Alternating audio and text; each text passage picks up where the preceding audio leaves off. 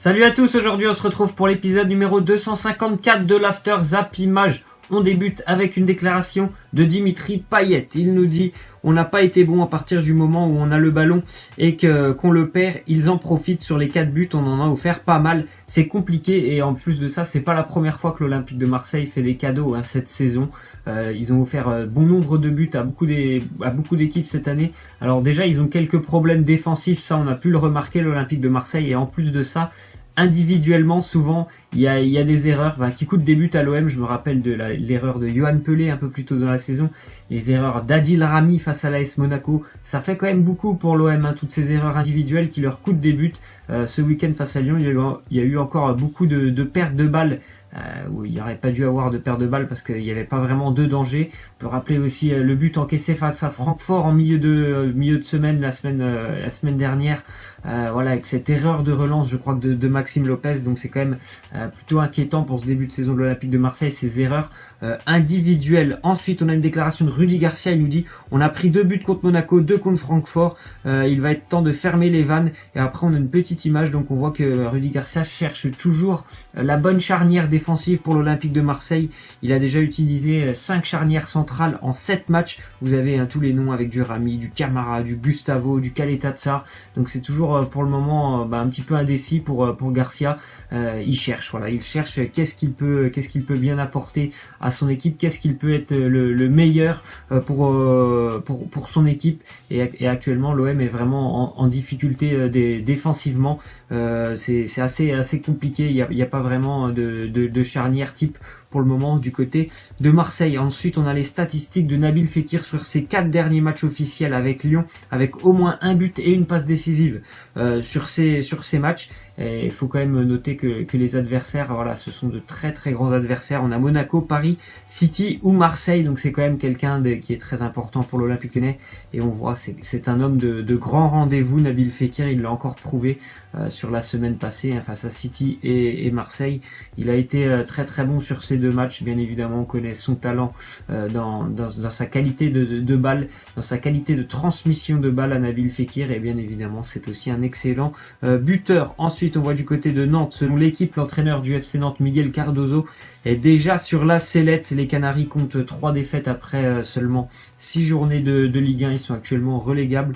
Les Nantais, c'est un petit peu tendu, on va dire, avec Valdemar Kita, même si l'entraîneur nantais a dit que non, il n'y avait aucun problème avec le président. On sait très bien que Valdemar Kita, c'est un président qui demande beaucoup d'exigences à ses entraîneurs et qui demande des résultats en général assez rapides. Pour le moment, c'est pas du tout le cas avec le FC Nantes. Ils essayent de proposer du jeu, mais est-ce qu'ils ont vraiment les joueurs pour proposer du jeu et essayer de repartir de l'arrière comme demande en gros l'entraîneur du FC Nantes? Je n'en suis pas sûr.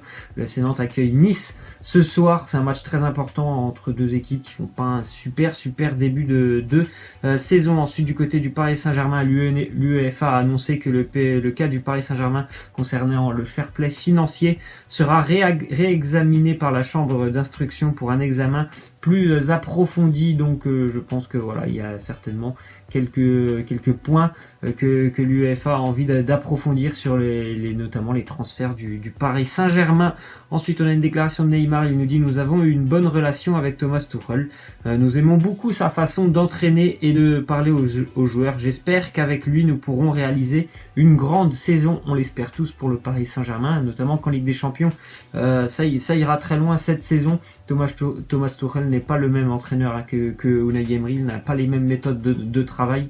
Et pourtant, j'ai été déçu de ce match à Liverpool. Donc j'espère vraiment qu'il y aura une réaction face au Napoli. Parce que je pense que contre l'Étoile Rouge de Belgrade la semaine prochaine, il y aura certainement un résultat positif pour le Paris Saint-Germain. Ensuite, on a une déclaration de Joey Barton sur Neymar. Il nous dit « Ce mec, c'est un phénomène publicitaire. En fait, c'est le Kardashian du football.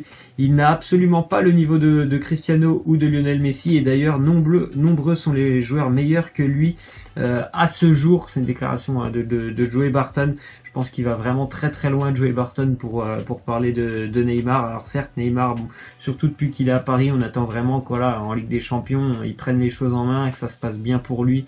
C'est toujours un petit peu compliqué, mais de là à penser qu'il est très loin du niveau de Ronaldo et Messi, j'en suis pas sûr, et il est vraiment proche d'eux. voilà, il faudra vraiment qu'il confirme quand même sur les très grands matchs de cette année. Ensuite, on a une déclaration de Didier Deschamps, il nous dit: c'est la reconnaissance de mon travail, de tout mon staff et des joueurs, c'est une aventure humaine, c'est moi qui suis récompensé, mais tout le monde est associé à cette récompense. Je suis très fier, il a été nommé hier meilleur entraîneur de l'année, Didier Deschamps, bien évidemment, en grande partie grâce à son sacre à la Coupe du Monde. Ensuite, on a vu que les fans péruviens avaient remporté le prix des meilleurs fans de la FIFA 2018. On peut se rappeler qu'ils avaient mis vraiment une très très belle ambiance. Ils étaient d'ailleurs dans le groupe de l'équipe de France, les fans péruviens. Puis quelques petites anecdotes, hein. Certains avaient vendu leur voiture, même certains avaient vendu leur maison pour soutenir la sélection péruvienne qui faisait son retour à la Coupe du Monde. Voilà, des fans vraiment dévoués pour leur sélection et leur pays.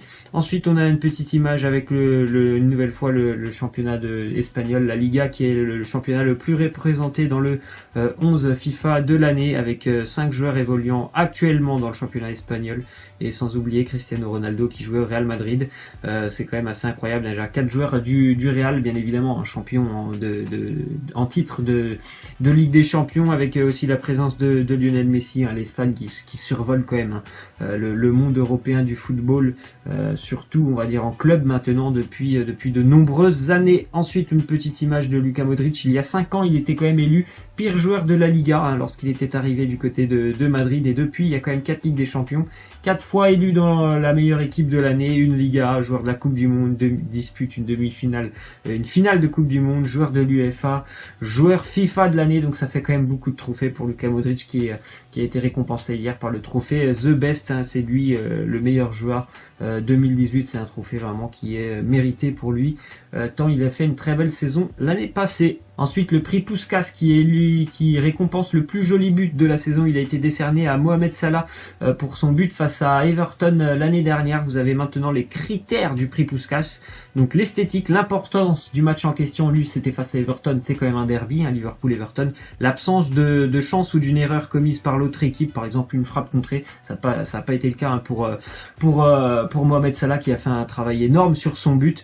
Et le fair play, le joueur ne doit pas s'être mal comporté durant le match, ce qui n'est pas le cas de Mohamed Salah, même si je pense qu'il y avait des buts qui étaient plus jolis que celui-là. C'est quand même le but de Salah qui a été récompensé. Ensuite, on a une déclaration de Francesco Totti. Il nous dit: j'ai toujours dit qu'il fallait des champions pour gagner. J'espérais que Ronaldo ou Ibrahimovic et les meilleurs joueurs du monde viendraient. Malheureusement, nous avions des limites. Nous n'avons pas la surface financière nécessaire pour les attirer. Très mauvais début de saison pour l'AS Roma.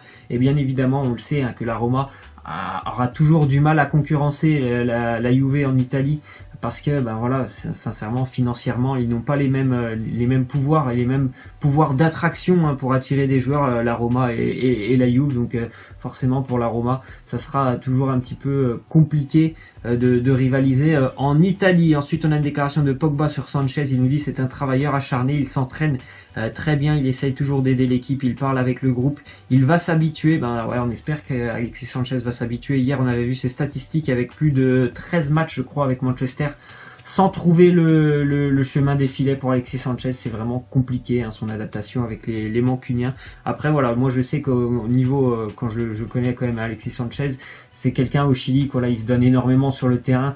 Donc je sais qu'à Manchester il se donne, mais maintenant c'est vraiment un problème d'efficacité et d'adaptation, je pense, aussi avec le système de José Mourinho. Ensuite, on a appris que Malcolm sera de retour, notamment normalement dans le groupe du Barça qui joue demain en Liga à Leganés. Il était blessé à la cheville depuis le début du mois de septembre. Ensuite, on a appris que le Barça avait saisi le comité de compétition de la Liga pour contester le carton rouge de Clément Lenglet reçu ce week-end face à Riron. Carton rouge, moi j'ai vu les images, je les ai vues à de nombreuses reprises. Pour moi, c'est totalement involontaire, le coup de coude de Clément Lenglet. Donc voilà, il a été exclu. En plus, ça a quand même coûté 2 points au Barça. Ensuite, une jolie image du Super Classico en Argentine. C'était dimanche soir, on en avait parlé un petit peu hier, où River s'est imposé. La Bombonera qui était en feu, hein, pour la réception de River à Boca. Encore une fois, une très très belle ambiance. Vous pouvez retrouver des vidéos dans les tribunes, des vidéos sur YouTube dans les tribunes, c'est absolument incroyable. Petit résultat maintenant en Turquie, le Fener et le Beşiktaş se sont neutralisés hier 1 partout. But de Babel pour le Beşiktaş et égalisation d'André Ayew pour le Fener. Mauvais début de saison quand même pour les deux. Le Beşiktaş est pas très loin de la première place, mais pour le Fener c'est vraiment très très inquiétant. Le Fener qui compte je crois seulement 6 points après 6 matchs. Ensuite une petite déclaration entre Zlatan Ibrahimovic et un journaliste. Le journaliste il lui demande est-ce que le roi Zlatan a vu LeBron James. Zlatan lui dit non, il ne m'a pas encore rencontré. C'est quand même encore une fois une belle réponse de Zlatan Ibrahimovic et de son ego surdimensionné. On sait bien évidemment qu'aux États-Unis, LeBron James est immensément plus connu que Zlatan Ibrahimovic. On va terminer avec la question de fin. Est-ce que le but de Mohamed Salah qui est voilà son trophée de plus beau but de l'année est-il mérité ou illogique? Bon, moi je vais pas dire que c'est illogique, mais je pense sincèrement que par exemple que le but de Gareth Bale en finale de Ligue des Champions ou encore celui de Ronaldo en demi face à la Juventus, les deux retournés, je pense qu'il méritait plus que le but de Salah, même si c'est un joli but, le but de Salah. Je pense sincèrement que par rapport aux critères qu'on a vu un petit peu plus tôt dans la vidéo, je pense notamment que le but de Bale, pour moi, aurait dû être récompensé, ou encore pourquoi pas le but de Pavard. Laissez-moi en commentaire ce que vous en pensez. Voilà, moi je vous laisse et je vous dis à demain. Ciao.